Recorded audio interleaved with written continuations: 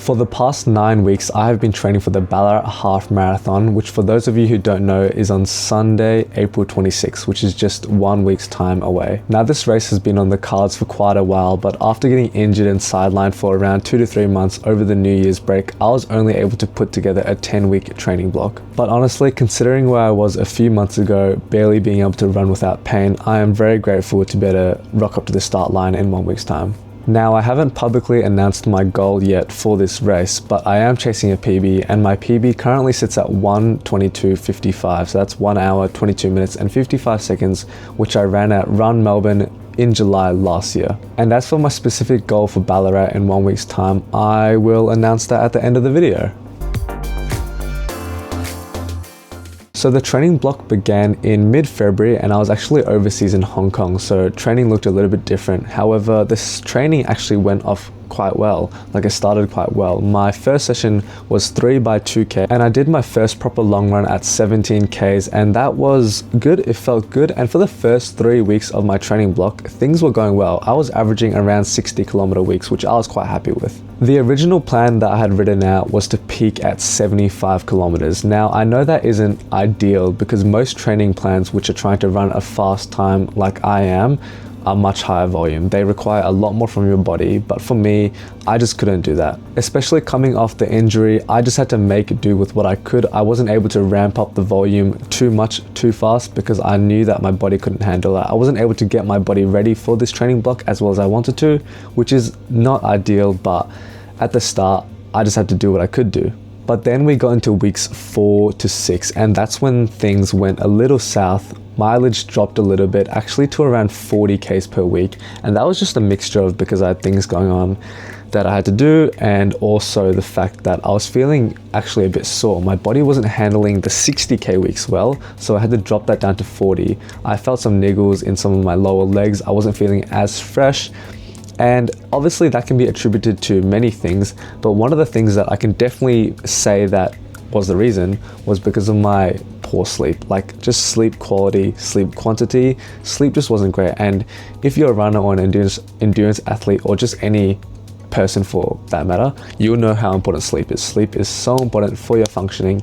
You need it for everything, your muscle recovery, just about everything, functioning well and feeling good during the day. So yeah, it was a pretty annoying setback to say the least. I won't lie about it, because I only had a 10-week training block, and that is a very short amount of time. So if weeks 4, 5, 6, 3 weeks are taken out or sort of just lowered, not where they want to be, that puts me in a bit of a tough situation. And I won't lie, my confidence did waver a little bit, and it did drop at times, but I knew that I just had to do it. I just had to keep on going. Now, at the end of week 6, I did Run for the Kids, which is a 14.4 kilometer race on a hilly course up and down, and I ended up averaging 3:39 per k's, and I was extremely happy with that. That was amazing. Of course, with the rolling hills, the averages are a bit skewed, but to average 3:39 over a hilly course for 14.4 k's, which is quite a good amount of distance if I'm running a half marathon race, right? That was a confidence builder. That was amazing. That was a good Sunday, to say the least. I did pull up pretty sore after that race, and that means going into week 7, my body wasn't as fresh as I wanted it to be, and therefore I was only able to run actually around 40 k's in week 7. Now that only left us week 8, 9, which is this week, and then week 10, race week. So things were getting a bit tight, and I won't say that I was scared or doubtful, but things were just not where I wanted them to be. I knew that I couldn't suddenly increase my mileage, else my body and my legs would just not be able to handle it. They would just absolutely crash. So instead, what I have been doing for the past few weeks is just focusing on my key workouts. So making those a priority. That is my threshold workouts and my long runs. So making those a priority, less of the easy aerobic training. I've been replacing a lot of that with the bike, because that is a much lower impact on your legs, but you're still getting those aerobic gains. Have I been doing less compared to running? Yes, I have, but I'd rather still get a little bit of that done and focus on my key workouts. But even though I made that change, my key workouts, aka my threshold workouts and my long runs, they went okay. They didn't go great, and I wanted them to go great, but they were only going okay. So once again, things were not looking where I wanted them to be. And it is a bit of a tough pill to swallow because you as a runner are planning these sessions and hoping that these sessions will give you confidence, but then sometimes they do the complete opposite of that. And that brings us to week 8, which is last week. Last week I did a 45 kilometer week, so a 5k increase. Now 5k increase is not that much, but I did do one session which was 8 by a k with around 100 seconds rest, and I was targeting 330s per k. And I did end up averaging 330s per k. However, half of my reps, so 4 of my 8 reps, were actually slightly above 330 per k.